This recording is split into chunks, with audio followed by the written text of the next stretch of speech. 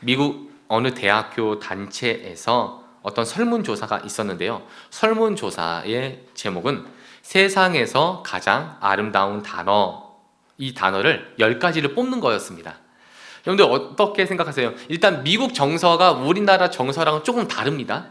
그래서 약간 갸우뚱할 수도 있긴 한데 미국 정서까지 우리가 다 파악할 수는 없고, 우리 한번 세상에서 가장 아름다운 단어라면, 이제 뭐 크리스천이든 넌 크리스천이든 간에 명사로 단어 뭐가 있을까요, 여러분들? 여러분들 생각엔 엄마, 또 사랑, 또 엄마 사랑밖에 없어요? 또 뭐 있을까요? 네? 네? 배려. 하나만 더 해볼까요? 감사. 아, 딱 이제 우리나라 정서에서 통용될 수 있는 이야기들 같아요. 근데 실제로 여러분들 대답에 이 설문 앙케이트에 그 답변들이 나와 있는데, 제가 10위까지 봤었는데 10위까지 다 쓸 필요는 없을 것 같고 4위에서 1위까지 한번 말씀드릴게요. 자, 4위 love, 무슨 뜻이에요? 사랑입니다. 3위는 뭐였었냐면요, 감사랑 약간 비슷해요. 우리가 감사할 때 표정이 어떻게 되죠? 미소, 스마일. 스마일이 3위였고요. 자, 2위는 조금, 이게 이제 우리나라 정서랑은 좀 안 맞을 것 같아요. 2위는 여러분들께서 그게 2위라고 이렇게 생각할지 모르겠는데, 2위가 뭐냐면 패션. 그래서 패션이 아니라, 이런 의상이 아니라 패션, 열정과 열심입니다. 약간 다르죠. 왜 그게? 이런 생각도 듭니다. 자, 대망의 1위. 자, 세상에서 가장 아름다운 단어 대망의 1위는 어버이 주일이잖아요. 엄마, mother입니다. 그러니까 시공간을 초월하고 세상 모두가 함께 동의할 수 있는 세상에서 가장 아름다운 단어, 그것이 바로 엄마입니다. 자, 아빠들도 계신데 그럼 아빠는 몇이냐? 묻지 마세요. 10위권 바뀝니다. 그래서 말씀을 안 드렸어요. 그 10위 안에 돈도 있고 뭐 다 있어요. 꿈도 있고 소망도 있는데 아빠가 없더라고요. 그래서 저도 이거 10위 안에 왜 아빠가 없지 하고 곰곰이 생각해 봤는데, 저도 아빠를 생각해 봤어요. 근데 아빠라는 단어가 아름다운 단어는 아니에요. 아름답기보다는 짠하다, 조금 이렇게 마음이 애리다, 뭐 이런 단어였다면 아마 있었지 않을까 생각합니다. 일단 엄마, 어버이날이지만 아무래도 조금 엄마가 좀 더 무게감이 있는 것 같은데요. 자녀들에게 있어서 엄마를 산소 같은 존재라는 어떤 사회학자가 표현했어요. 그러니까 엄마가 그런 존재라고 합니다. 잡히지도 않고 볼 수도 없지만 생각만으로도 충분히 의지가 되어지는 그런 존재, 또 산소같이 엄마 때문에 숨을 쉴 수 있게 되어지는 그런 존재. 지금의 프랑스 말고 예전 중세 프랑스의 경우 69명의 국왕이 있었고요. 이 69명의 국왕들 중에서 프랑스 시민들이 칭찬하고 공통적으로 인정한 3명의 왕이 있었다고 합니다. 그런데 이 3명의 왕이 가진 공통점이 뭐였냐면요, 이 3명의 왕 모두가 세자 시절 엄마의 양육을 받았다라는 거예요. 그러니까 우리로서 당연한 거 아니야? 엄마가 키우지. 여러분들 국왕은 그렇지 않죠. 국왕은 누가 키워요? 세자를? 보통 뭐 유모가 있든지 보모가 있든지 뭐 다른 대리모가 있잖아요. 그런데 존경받은 이 프랑스의 3명의 왕은 엄마들이 키웠다는 공통점이 있었다고 합니다. 종교개혁자 마르틴 루터도 그런 이야기 하죠. 부모야말로 이 세상이 주신 하나님의 대리자이다. 여러분, 요번에 천왕이라네, 저기 교황이 뽑혔죠. 교황이 선출되었는데 탈락된 교황들은 기뻐하고 선출된 교황은 굉장히 힘들어 보였다라는 기사를 봐왔습니다.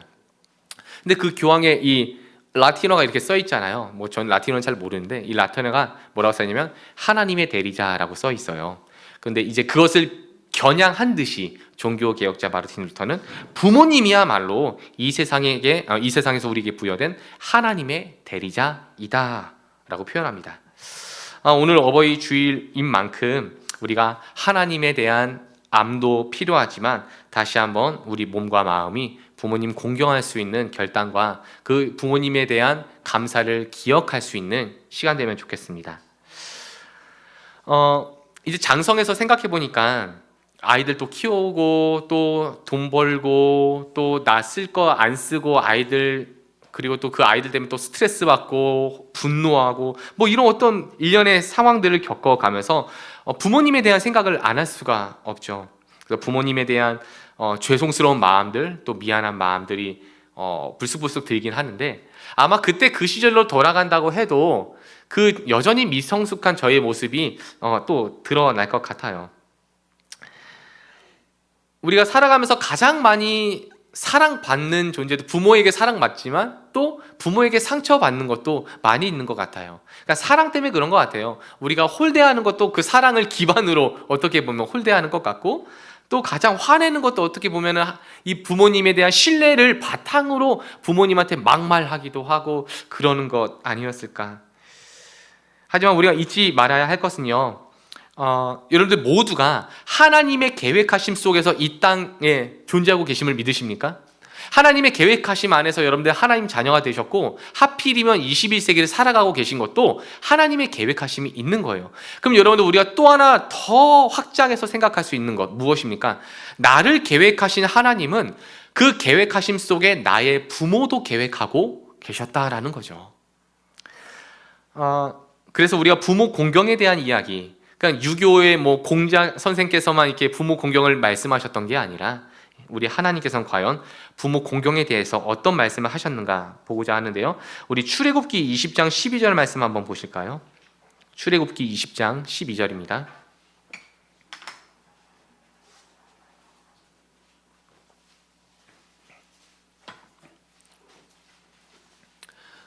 네, 함께 읽어보겠습니다. 시작. 네 부모를 공경하라. 그리하면 내 생명이 길리라. 아멘. 하나님께서 주신 생명의 날이 길어진다. 신명기 5장 16절 말씀도 한번 읽어볼게요. 신명기 5장 16절입니다.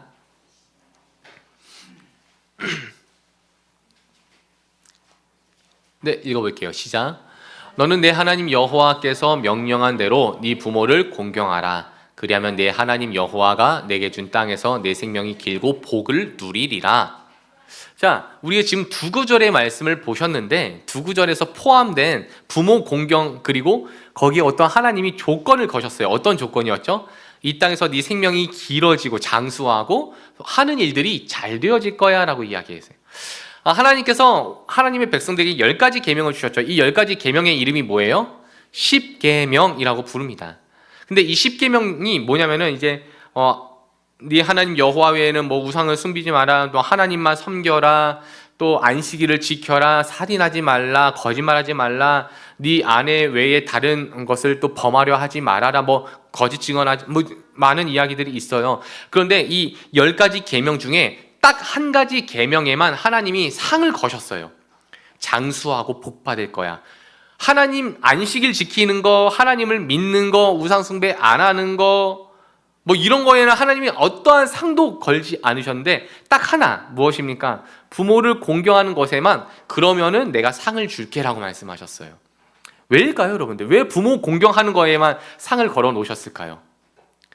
우리 모두가 그런 거 있어요, 여러분들. 운동해야 되죠. 근데 안 하죠. 이런 거예요, 여러분들. 부모 공경해야 되죠. 그런데 안 해요. 그러니까 이런 거예요. 이런 것처럼 하나님이 우리 모두가 해야 한다는 사실은 아는데 하지 않기 때문에 상까지 걸어가면서 하라고 재촉하시는 것이 부모 공경입니다. 근데 그 안에서 어떤 내용을 담고 있냐면 일단 땅에서 잘 되는 복이라는 것이 걸려 있고요. 또 두 번째, 장수한다라고 말씀합니다. 그럼 우리가 이거를 균합적으로 생각해서 그러면은 장수한 사람들은 다 효자였겠네? 또는 사업이 잘 된 사람들은 전부 다 효자여갖고 조상들이 도와줬겠네? 이런 생각들을 유교적으로 할 수 있다는 거죠. 근데 결코 그렇지가 않습니다. 자수성가한 사람들도 있고, 또는 막말로 사기를 쳐서 돈을 많이 벌었는데 그것을 그것을 이렇게 세금과 기부금 잘 내갖고 마치 성공한 사업가처럼, 지금 이 시대에서 드러났죠. 록펠러죠, 그게. 그 사람이 얼마나 많은 사람을 죽였는지 몰라요, 여러분들. 탄광에 있는 광부들을 얼마나 많이 쏴 죽이고 폭탄을 설치해서 죽이고 그런데 그 과오들을 덮기 위해서 이제 교회나 사회에 많은 돈을 환원하기도 하고 그런 걸로 기사를 다 막아내고, 그러니까 그런 사람들도 있었다고요, 여러분들. 그러니까 우리가 이 사람은 그러면은 부모에게 공경해갖고 사업도 잘 되고 오래오래 살았나 보다, 이런 의미가 아니라는 겁니다. 물론 유교 문화권에서 자란 우리들에게 있어서 부모 공경이라는 것이 무슨 설명이 필요하냐, 그게 무슨 이유가 필요하냐. 당연히 하는 거지. 여러분들 그게 한 4, 50년 전까지는 당연한 거였는데 지금 세대에서는 설명이 필요해요, 여러분들. 제가 금요일에도 그런 얘기하고 어제 토요일에도 우리 선교단하고 얘기했었던 건데, 근데 식기도 하잖아요. 우리 식사전 기도. 우리 교회에서도 하고, 여러분들 혹시 가정에서도 식사기도 하시죠? 그냥 드세요? 네. 꼭 해야 됩니까, 여러분들 식사기도를? 이 질문을 한번 해봤었어요. 꼭 해야 되나, 그거를? 우리가 그냥 밥 먹기 전에 손 씻는 것처럼 손 안 씻고 먹을 때도 있잖아요. 그런 것처럼 식사기도도 그렇게 빼먹을 때가 있더라고요. 그러면 그때마다 자녀들이 그냥 막 허겁지겁 먹을 때 부모님들 뭐라고 얘기하세요? 너 기도했어 안 했어? 이거부터 물어보세요. 자, 그러니까 어떤 원칙과 원리는 강요하는데 설명한 적이 있냐 이거죠. 식사 전 기도를 왜 해야 되는지. 지금 이 시대는 그 설명을 자꾸 요구해요. 근데 우리는 뭐 어떻게 배웠어요? 그렇게 하는 거야. 하나님이 모든 거 다 주셨으니까 감사해야지. 이렇게 배웠어요. 그게 군부 사회를 경험한 우리 엄마 아빠들 또는 유교 문화권에 젖은 대한민국 사람들이라면 충분히 받아들여졌는데 지금 시대는 조금 달라요. 그리고 저는 기독교 신앙이라는 것이 설명할 수 있어야 된다고 생각합니다. 믿음이라는 게 여러분들 그냥 입틀막 하고 믿어 이게 아니라 충분히 설명해주고 그 믿지 못함을 믿을 수 있도록 끊임없이 양육하고 가르치고 교훈하고 같이 경험하고 실험하고 이런 것들 아니겠어요, 여러분들? 예수님이 왜 제자들과 3년 반 동안 같이 사셨겠어요? 그냥 한마디에 믿어, 그냥 따라와 이러면 되는데 왜 자꾸 말씀하시냐고요. 끊임없이 그들이 믿지 못할 때 또 믿음의 말씀을 더해주시고 또 흔들릴 때 붙잡아 주시고 또 의심할 때마다 확신 주시고 이런 일들이 믿음의 과정이 아니겠습니까? 그래서 식사기도는 왜 하는 거냐면요, 다음 시간에 말씀드릴게요. 우리 뭐 빨리 나가야 되니까. 어쨌든 하나님께서 부모를 공경해라 그러면은 장수하고 땅에서 하는 일들이 잘 될 것이다 라고 말씀하신 이유는요, 여기에 있는데요. 신명기 6장 7절에 있습니다. 한번 보실게요.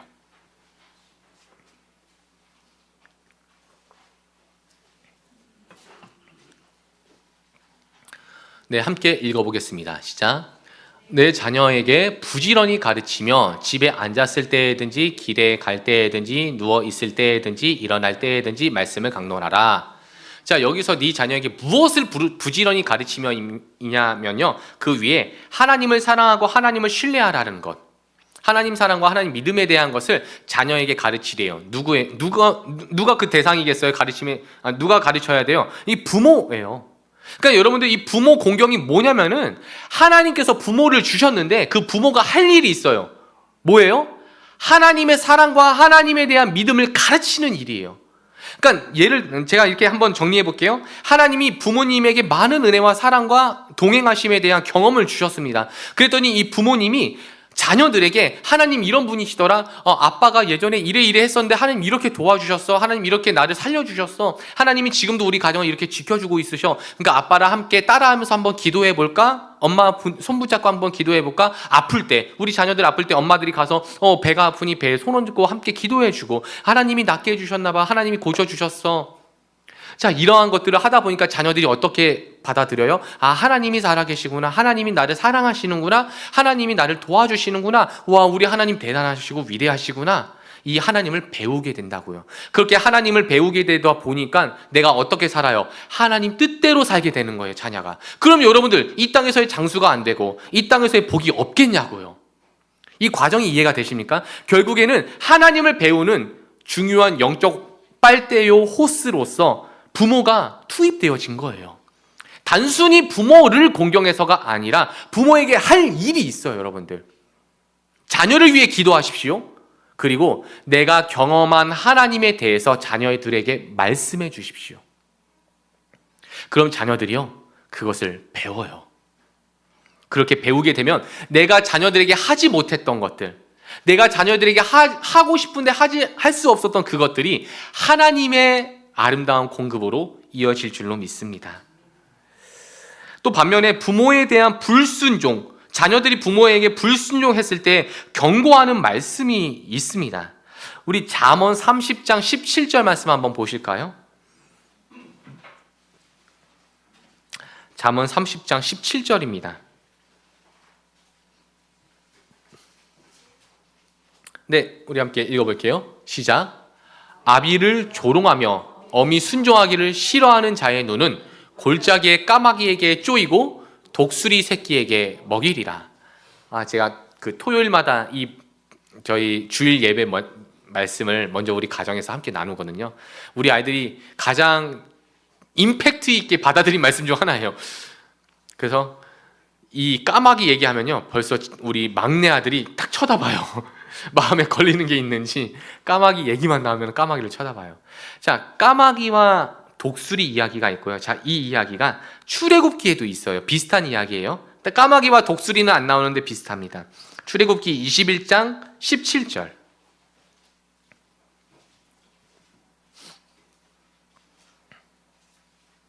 네, 읽어볼게요. 시작. 자기의 아버지나 어머니를 저주하는 자는 반드시 죽일지니라. 자, 우리가 두 구절의 말씀에서 어머니 아버지에 대한 공경하지 못함 또는 거역함이 어디로 이어지냐면요, 죽음으로 이어집니다. 자, 그런데 그것이 잠언에서는 무엇으로 등장했냐면 까마귀와 독수리로 비유된 것 뿐입니다. 그럼 왜 까마귀냐면은, 일단 우리가 전제해야 될 게 있는데, 이 구약 말씀이 고대 근동에 있었던 히브리인들에게, 유대인들에게 먼저 1차적으로 주어졌던 말씀, 다시 말하면 그들의 유대 문화와 풍습을 우리가 좀 생각해 봐야 된다는 거죠. 우리나라에게 있어서 여러분들 까마귀는 어떤 동물이에요? 흉조예요? 길조예요? 뭐예요 이거는? 네. 그래갖고 까마귀 보면 옛날 어른들은 재수 없어 막 그런 표현도 했었어요. 근데 우리 오남리에는 매일 날아다녀요, 까마귀가. 그렇게 따면 재수 없는 동네가 되는 거거든요. 네. 근데 일본에서는 또 굉장히 또 좋은 그런 조류로 알려져 있고요. 그러면 또 미국 같은 경우에는 이 고양이랑 까마귀가 저승사자로 알려져 있죠. 그래서 그 영혼들을 물고 이제 저승으로 안내하는 그런 전승을 따르고 있는 오컬트적인 거예요. 주술적인 거. 그럼 유대인들은 어떤 전승이 있냐면요. 그 가인과 아벨 이야기 아시죠, 여러분들? 가인의 예배는 하나님이 안 받으시고 아벨의 예배는 받아주세요. 그래서 그 형 가인이 아우 아벨을 질투해갖고 눈이 멀어서 때려 죽여버립니다. 싸워갖고 때려 죽였어요. 그래갖고 이제 어쨌든 아들을 잃었잖아요. 그러면서 이 첫째 아들이 도망가 버렸잖아요. 다른 땅으로 도망가 버리고. 그래서 그 죽은 아들을 발견한 아담과 하와가, 이건 이제 유대인들의 전설이에요. 유대인들의 전승인데, 아담과 하와가 이 죽음을 처음 본 거예요. 처음 죽은 사람을 본 거예요. 이걸 어떻게 해야 될지 모르겠다라는 거죠. 어떻게 해야 되나. 짐승들 같으면서 막 파먹고 막 이러잖아요. 그런데 유독 까마귀만 죽은 자기 가족 구성원들을, 까마귀는 집단 무리로 생활하니까 땅에 묻어주더래요, 그 까마귀를. 그래서 지금도 뭐 그런 전승들이 있다고는 해요. 그래서 길거리에 죽은 까마귀 보기가 어렵다라는 얘기가, 보통 까마귀들이 물고 가갖고 땅에 덮어준다. 그래서 아담과 하와가 거기에서 힌트를 얻어갖고, 우리도 흙에서 만들어졌으니 이 우리 자녀를 흙으로 묻어주자, 흙으로 돌아가라 묻어주자 해갖고 까마귀의 습성을 따라 장례 문화가 만들어졌다라는 유대 전승이 있어요. 어쨌든 이 까마귀 또는 독수리도 마찬가지지만 죽은 사체를 파먹습니다. 그러니까 잠언에서 말하고 있는 부모 공경하지 않는 자녀들에게는 까마귀와 독수리가 날아올 거야, 이 말은 죽음이 너를 쫓아올 거야 라고 하는 무서운 경고의 말씀입니다. 여러분들, 죽음이 뭐냐면요, 죄예요. 죄의 결과인 거죠. 그러니까 그 무엇으로도 씻을 수 없는 죄가 부모 거역이라고 말씀하고 있는 겁니다. 그런데도 불구하고 뻐젓이 이 부모 공경하지 않음과 부모에 대한 거역함이 여기저기서 일어나고 있는데, 우리 디모데후서 3장 1절에서 5절 말씀 한번 읽어볼까요?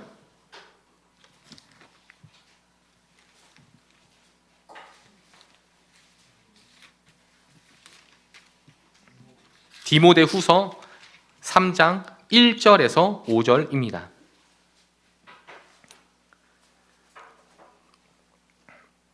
함께 보겠습니다. 시작.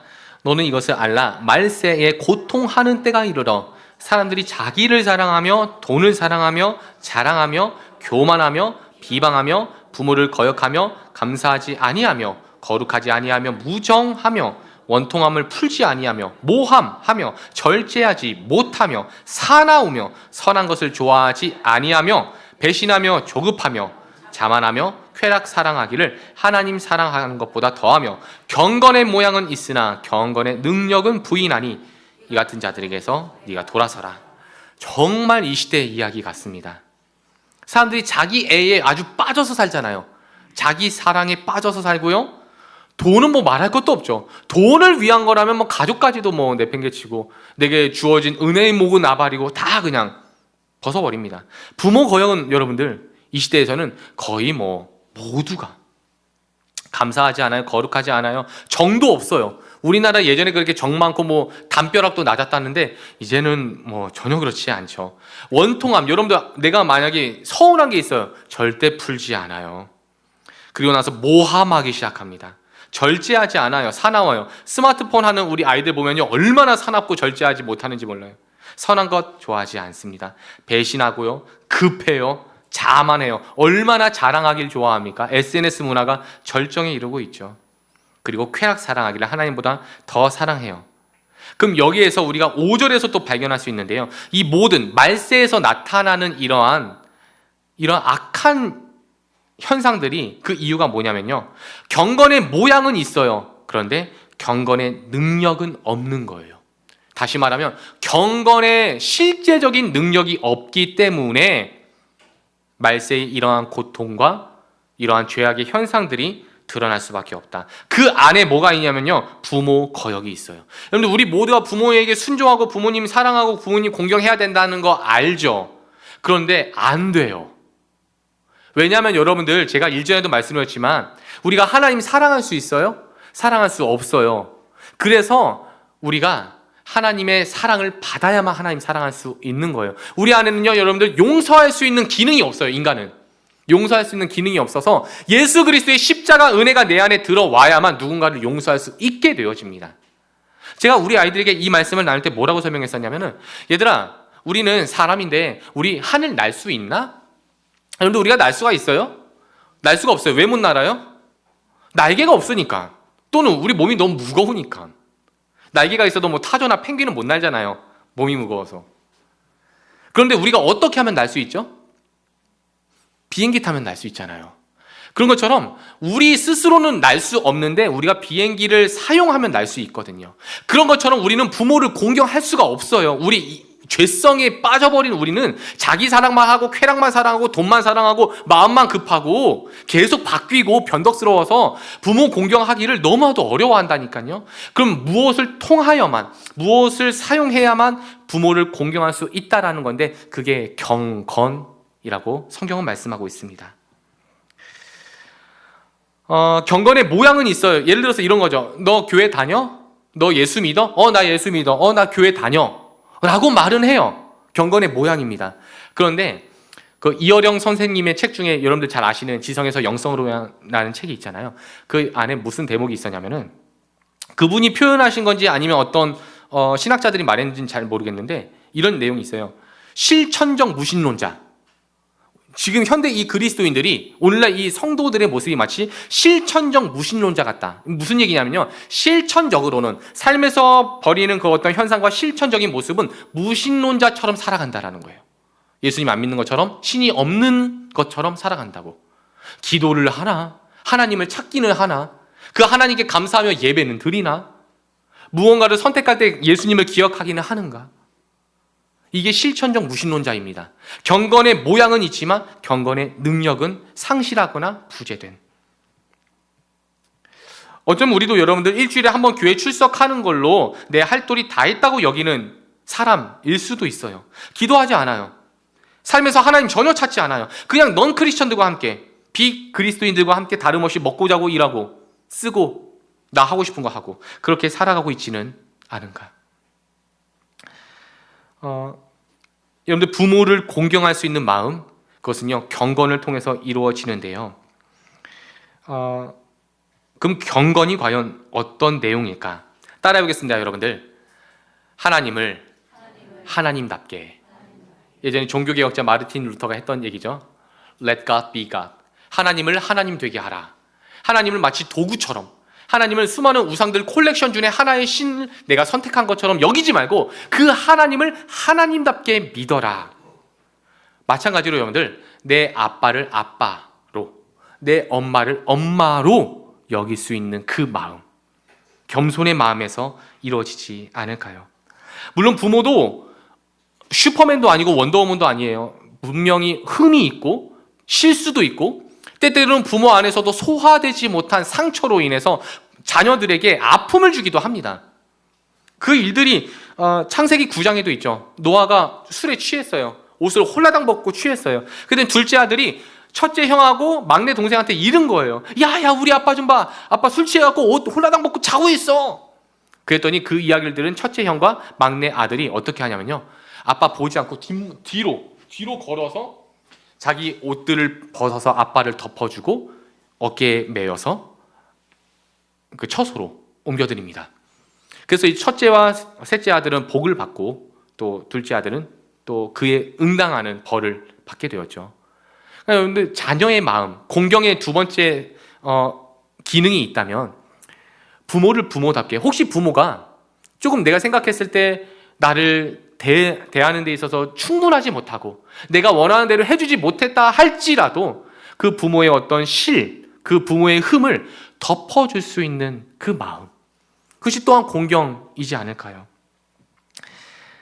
저희 첫째 아들은 제가 슈퍼맨인 줄 아는 것 같아요. 제 아빠가 세상에서 힘도 제일 세고 아빠 달리기도 세상에서 제일 빠른 줄 알아요.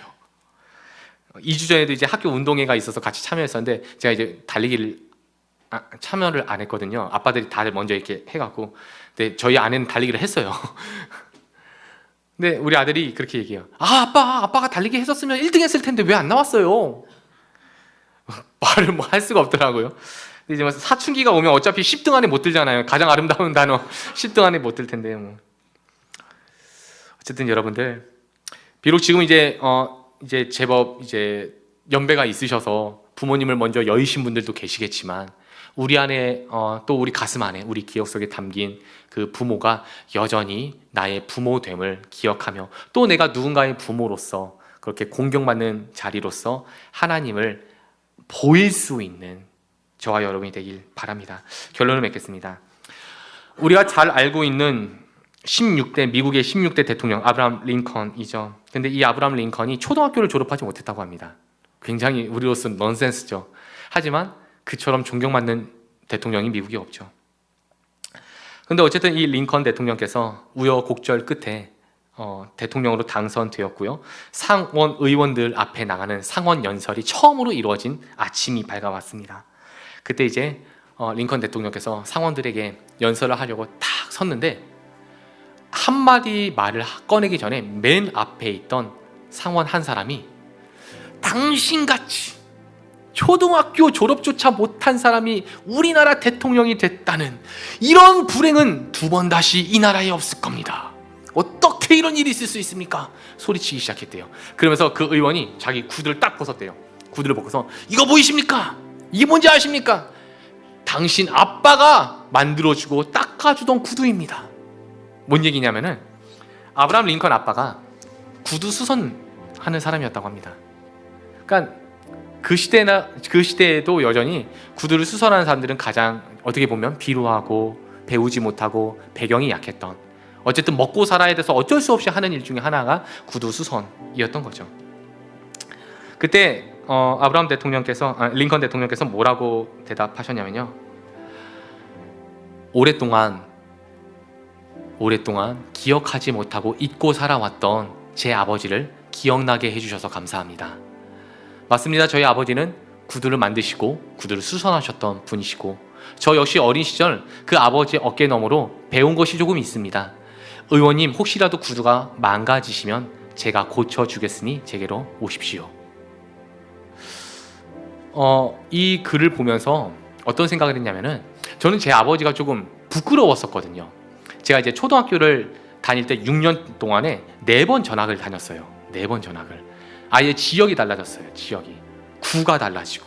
그러니까 다 생소한데 매일 그때마다 이제 부모님이 와야 돼. 엄마가 안 오고 아빠만 오는 거예요. 그러니까 애들이 맨날 물어봤었어요. 그때 당시만 해도 아빠들은 일하고 엄마들은 이제 가사 하셨었으니까. 너는 왜 아빠가 와? 너 엄마 없어? 이 질문을 정말 많이 받았었어요.